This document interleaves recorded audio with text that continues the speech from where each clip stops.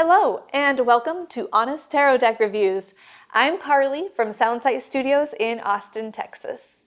Today, we are chatting about the Wild Unknown Tarot Deck and Guidebook set. This isn't the newest tarot deck, but whether it's new to you or you've been using it for a while, I have a few cool details that are going to be helpful to know. We're going to chat about the creator. I'll show you some of my favorite cards. I'll give you my honest opinion on what I think about the deck, and we'll compare it across 5 categories to see if this is the right deck for you. Let's dive in.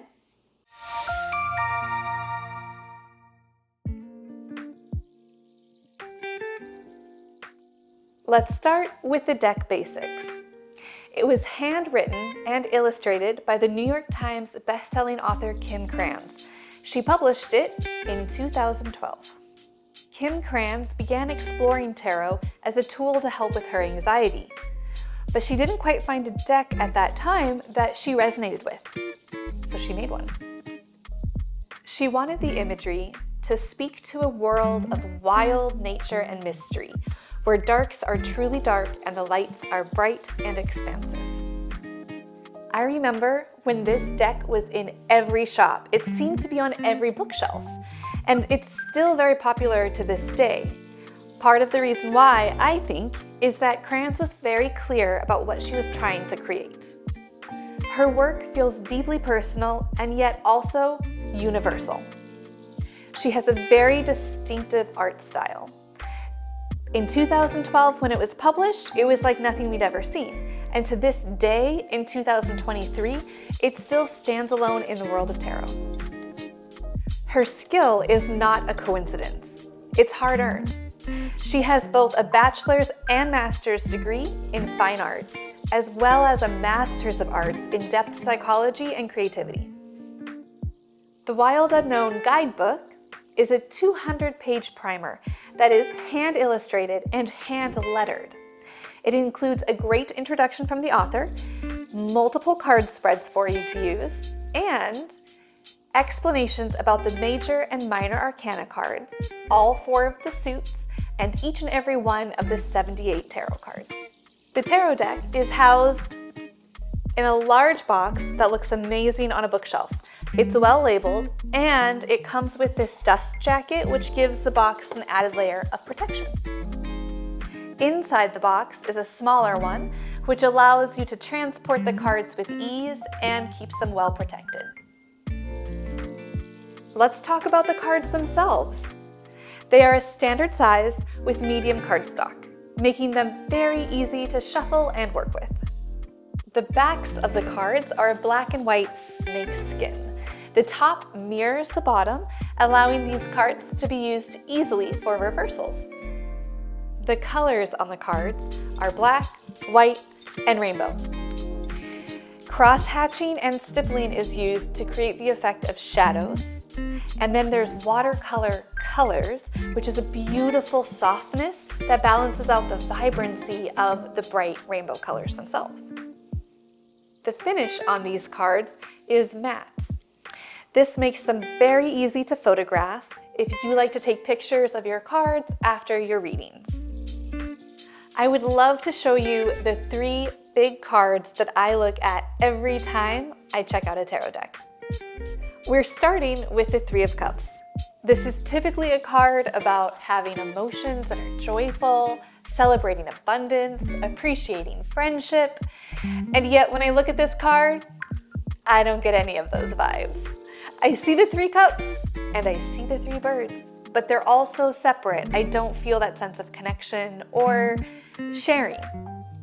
Also, I happen to live in a very hot climate, especially this summer. So when I see the red in the background, my first thought is forest fire. Even though maybe the intention was this is a beautiful sunset that the birds are enjoying together. So I might just be at a place where this card doesn't do it for me. But at the end of the day, this is not a standard 3 of Cups card that speaks to the whole vibe of our traditional 3 of Cups. Next up, let's talk about the star. The star traditionally represents being authentic, feeling a sense of refreshment, having your spirit be free and on display, and feeling safe enough to be yourself. When we look at this card, I do very much like the bright rainbow color and the way it's so opposite from that black background. Also, we don't see stars really anywhere else in the deck. So this symbol hits you in the subconscious as being what you would associate with a star in nature. It's bright, it can often represent hope and optimism. I think that's a really strong part of this card. Other than that, the card doesn't really bring up the other meanings of this card, but it does a good enough job and I'm okay with it. Our third card of the big three is Death. I really like this depiction. I find the composition to be serene, it's well thought out, it's peaceful. It truly shows the process of death begetting life. And in nature, that is a critical process for the growth of anything that's to come. I love that the author did not try to scare or shock the reader with this card. She truly just took a process that's very natural and she displayed it in a way that's respectful and authentic. Our highlight card is the Hermit. Have a look. Kim Kranz chose to put a tortoise in to represent the Hermit.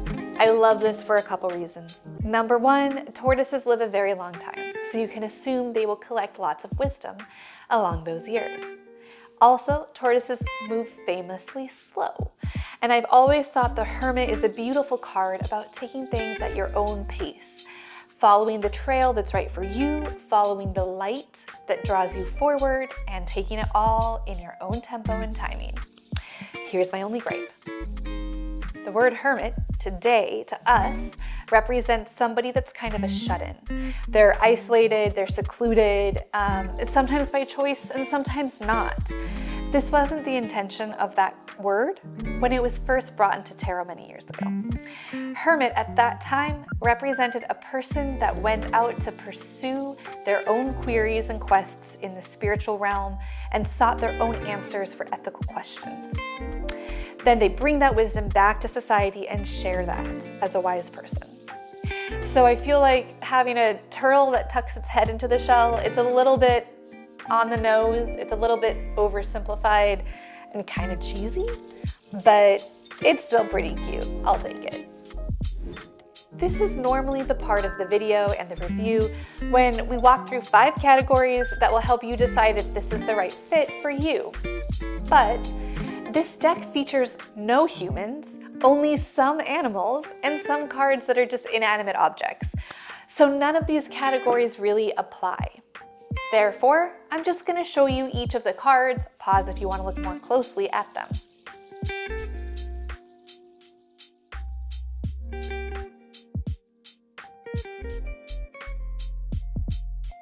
There are 3 very unique styles of reading tarot. The first is French, well represented by the Marseille tarot deck. The second is English, well represented by the Thoth deck. And third is English/American, which is represented by the Rider-Waite-Smith. Most of the decks we've worked with so far in this series have been based off the Rider-Waite-Smith, but this deck is more inspired by the Marseille and the Thoth.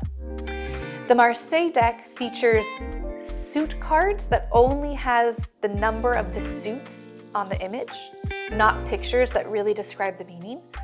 And the Thoth deck had a different set of 4 court cards. So you'll see those influences in the Wild Unknown. Let's compare this to a traditional deck that serves as a good baseline. How closely does the artwork align to the Rider-Waite-Smith?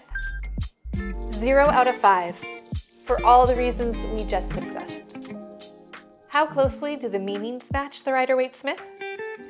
I give it a 2 out of 5.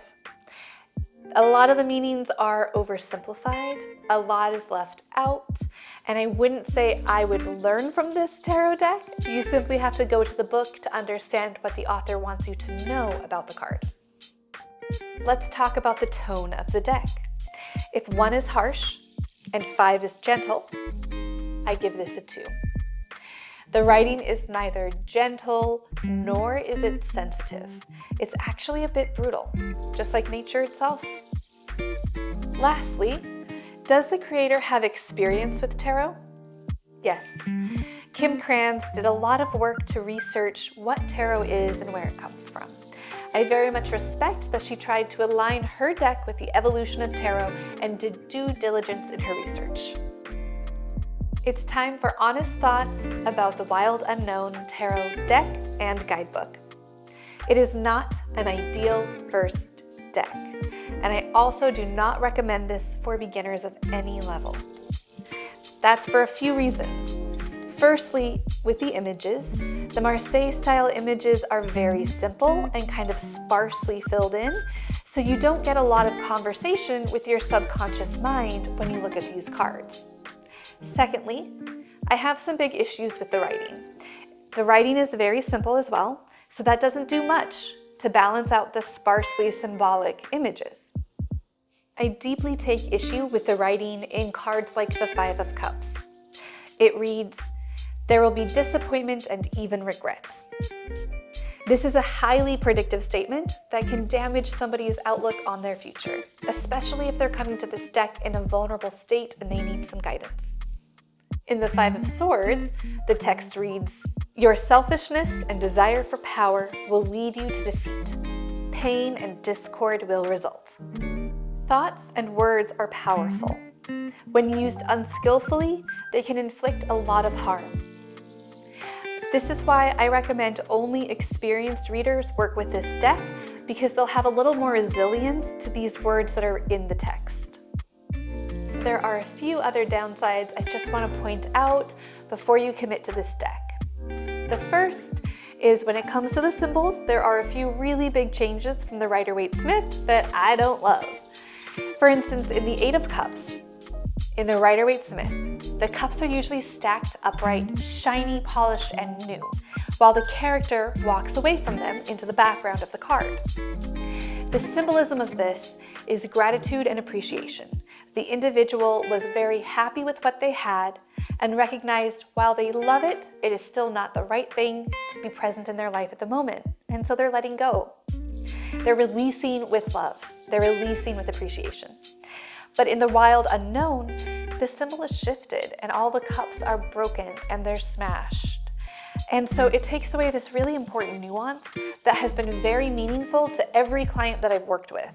And that's part of why I don't like to bring this card out with clients, because I don't find that card helps them.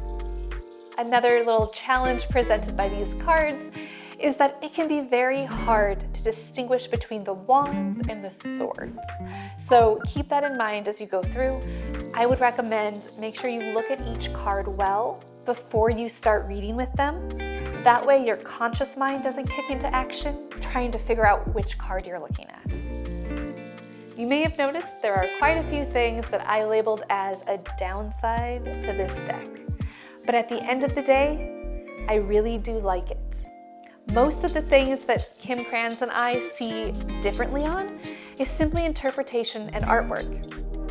Kim Kranz mentioned in her introduction to the book that she was overwhelmed as a beginner reader with all the different meanings to tarot cards. Sometimes you can read different interpretations of one card that are even contradictory. I know this can be overwhelming. The fact is, we're all meant to have our own interpretation of a card. There might be similarities, but there's meant to be nuances and differences.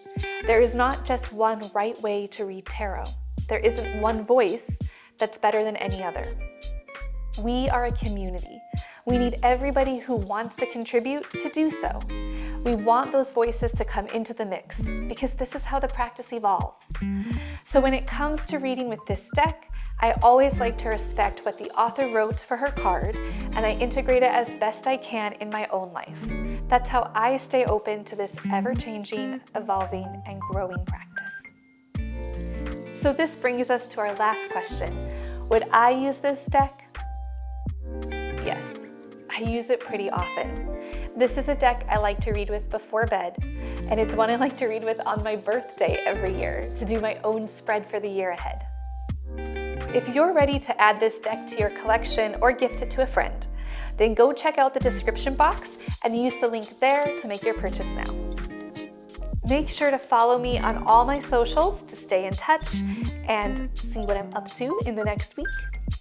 Also, if you found this video helpful, make sure that you give it a thumbs up and subscribe to the channel to be notified when more cool tarot content like this is available. In the meantime, happy reading!